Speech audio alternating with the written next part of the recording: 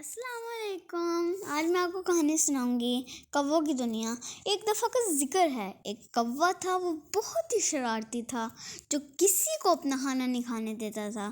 ایک دن جب شرارتی کوا کسی جگہ سے ہڈی لایا، اس ہڈی پر گوشت بھی لگا ہوا تھا۔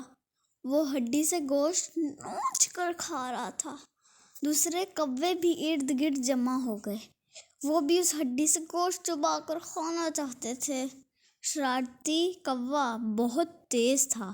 جب اس نے محسوس کیا کہ باقی کوے قریب آ رہے ہیں تو وہ انہیں چونچ مار کر بھگا دیتا، لیکن پھر 2-3 کووں نے اچانک اس طرح حملہ کیا کہ وہ ایک دوسرے سے ٹکرا گئے۔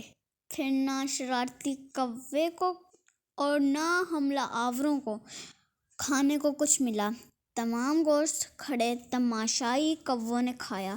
تو بچوں، سبق یہ ہے کہ اس عارضی دنیا میں کوئی کسی کا نہیں۔ Thank you.